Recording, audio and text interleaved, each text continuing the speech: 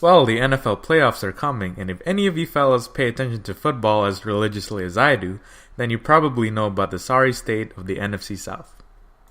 Now, for any normal people out there, allow me to bring you up to speed. This season, the NFC South was bad. Really bad. Mind-blowingly bad. In fact, it was so bad that Business Insider had released an article titled, "The NFL's historically bad division screwed up the playoffs even worse than people realize." The gist of the article is pretty much saying that by being so bad, the NFC South had pretty much manipulated the playoffs, favoring one division over the other. Needless to say, some people hated this. A lot of people in the snake pit known as the comment section had their panties in a twist over this. They have called this unfair or bad. I just want to say, to hell with these people. As a Redskins fan, I really have no horse in this race since I have no teams that either benefit or got fucked over by this arrangement. Although the Skins would probably have done better if they had played in the NFC South this season. Or maybe not. Anyways, at one point, USA Today had posted an article saying, "Dear NFC South, do the right thing and give the AFC North your playoff spot." This was of course in reference to the fact that the AFC North was the exact opposite of the NFC South, with even worser teams in the division like the Cleveland Browns that posted a winning record back then. Not every day that happened. Well, the joke's on them now. The NFC South champions Carolina Panthers 7-8-1 actually had a better record than the Browns now at 7-9, but I digress. Now, maybe I'm alone in all this, but I always thought that fair means that all parties involved played by the same rules that had been agreed upon. For example, if we have a race between Usain Bolt and Michael Moore, as long as they both adhere upon the same rules before the race, then in my book that would be a fair race.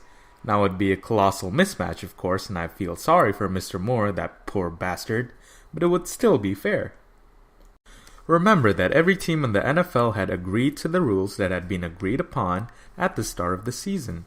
Those rules include the complicated scheduling that the NFL had, the 16 game per regular season, the 6 teams in each conference making the playoffs, and that every division winner will play a home game. That's it. Now keep this in mind, because I will go back to this. Many people will respond that they agree with what I just said, and that all they wanted to do is change the rules for future seasons. They argued that in the future the rules will be made more fair, so problem solved, right? Well, wrong. First of all, records aren't everything, especially in the NFL where the teams don't play all the other teams in the league. Just look at the past 10 years of the league. Only 2 of the Super Bowl winners have gotten the best record of the regular season, showing that there's more to the better team than just records. But I want to go beyond the superficial. Why do we even agree on the whole process that the NFL were going through? Why does it have to be 6 teams per conference that make the playoffs? Why not 8 like in the NBA?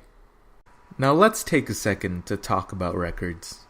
If that's all that matters, why do we even bother with the playoffs? Why not just have the team with the best record win the league, like in European soccer leagues? Or let's go even further beyond the NFL and just go to the sport of football in general. Why do we even have the scores that we have in football? Why does a touchdown give you 6 points plus an extra point that makes it 7?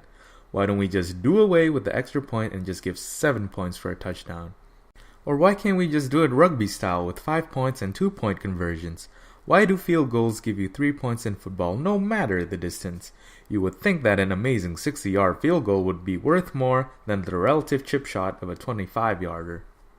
At the end of the day, all sports and their rules from the basic ironclad rules are arbitrary, and we only accept it because we have taken it for granted. This is why Joe Rogan once said that he only followed fight sports like MMA, where he reasoned that those were the kinds of sports where the obviously better fighter wins, unlike basketball, where there's no real reason why the difference between 2 points and 3-point shots were determined by a line drawn on the ground. But even MMA has their arbitrary stuff. You can't bite someone in the octagon, for example. My point is that sports, at every core, were based on arbitrary rules agreed upon by all parties. There's no such thing as fairness, beyond that the better team or individual wins the game and the best wins the championship. After all, didn't the 7-9 Seahawks defeat the 11-5 Saints in the playoffs a couple years ago?